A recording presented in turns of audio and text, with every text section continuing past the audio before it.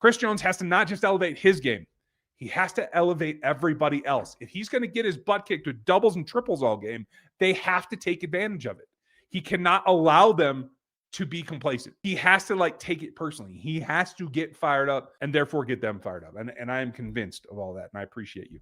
Cole, hope you're doing well. My biggest Chiefs fear is that they pull New England and keep their elderly Super Bowl winning coach way too long. With Steve Sarkisian interested in the NFL head coach, would you retire Andy Reid to hire Sark? No. If it was somebody who had coached in the NFL, had been a head coach in the NFL, maybe I would consider it. But no, I am not retiring out, sending out to stud a Hall of Fame coach for a college coach. It's not the same thing. Ask Nick Saban. It's just not the same. And I won't make that adjustment. Would I hire him as offensive coordinator? Sure. I would definitely do that. If Matt Nagy gets attention this offseason, I definitely think he will. Maybe that's the compromise, buddy. Maybe you bring him in, you make him the OC, and it would be atypical Vandy because he's not in the tree and he does his own thing and that's kind of, but it would also be a signal of handing the baton. So I like where you're coming from. A little bit more innovation would be good, but I got to tell you, I'm not so sure the quarterback would dig it. I think that might rile up PM15, and I'm not about doing that. So that might be detrimental to the team. That's probably the best way I would put that. So I'd hold off, but let me know if you feel that strongly that they should. Kyle, nice to see you. The recipe for beating the Chiefs is getting pressure on Pat with 4. The Broncos will get to Pat with 4. How did the Chiefs win this game? Well, it's very, very simple. You have to take advantage while they're out there. That means attacking the outside corners without Pat Surtain fast. I mean, running slants, running digs, attacking them so he's not standing in the back of the pocket. And he's done a better staying in the pocket and not drifting out the back. But so he's not standing there at 3 seconds waiting for somebody to be open. You have to win early routes. That's on Xavier. That's on Rasheed. It's on Tyquan and it's on Juju. It's got to be quicker. And for the love of God, you're going to take shots. And I don't want them to take the shots out of the offense. I love the shots. You got to keep them. But for the love of God, you have to have layers underneath them. Because what happens is you get double long routes, you get triple long routes, you get that crazy 4-vert where 2 of them are like deep crossers, and there's nobody short. And I think Kareem Hunt can play a role in this game. But if he's got to be your primary outlet pass, that's a problem. They got to get Brashard Smith going. And to the pass rush point, you got to run the ball at Zach Allen. You got to use Kingsley and his strength to run the damn ball. That's how you beat this Broncos team. Their offense can be streaky and it is dangerous, but it's not consistent and it's not scary to me. Both are 2 interceptions last week. You guys know I'm a Bo guy. I liked him coming out. I think he's a competent quarterback. I think he's got potential to be a very good quarterback. He isn't progressing this season. And I don't know if that's on him or Sean or the combination or whatever it is. You got to be able to attack him. He was minus rushing yards on scrambles last week. You have to go do that too.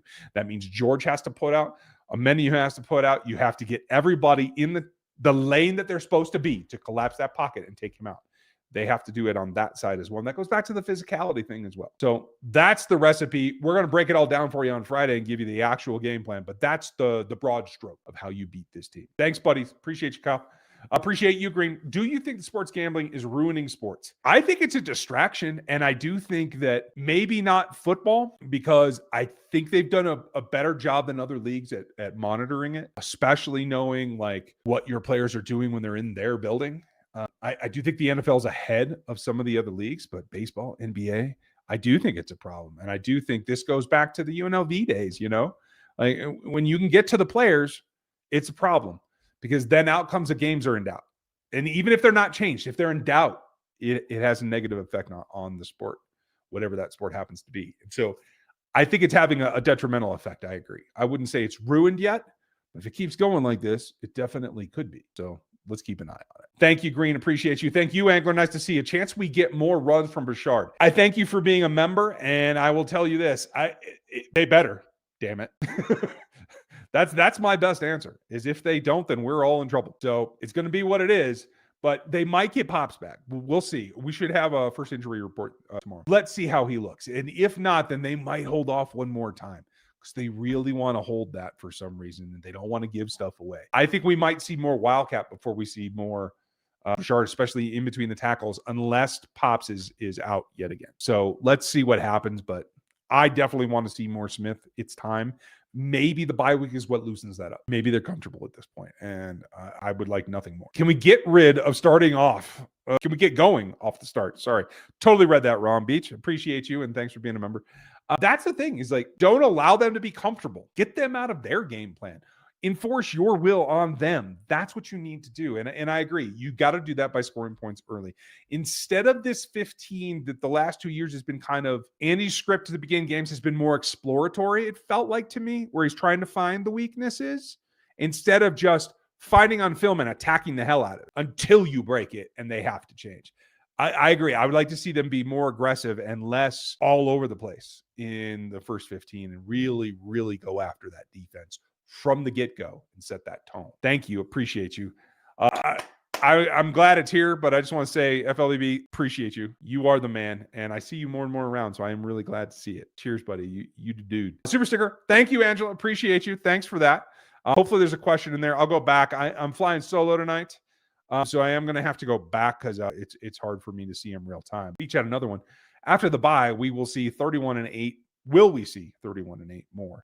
That's the question. I don't know. I would like to think so. I'd like to see him spread it around. If it were a week 12 bye, maybe I'd put it this way. If it were a week 12 bye, I'd feel more comfortable with that, right? It's not. The week 9 thing is good, but it's not as late as maybe they wanted. Although I will say this, with the way that their season started and they had to go after, they had to go to South America and they had to do all that. Like, I do feel that they were a little bit more worn out. So let's hope that they can get there. Fulton in particular, I don't know what's going on with that. It doesn't make a whole lot of sense.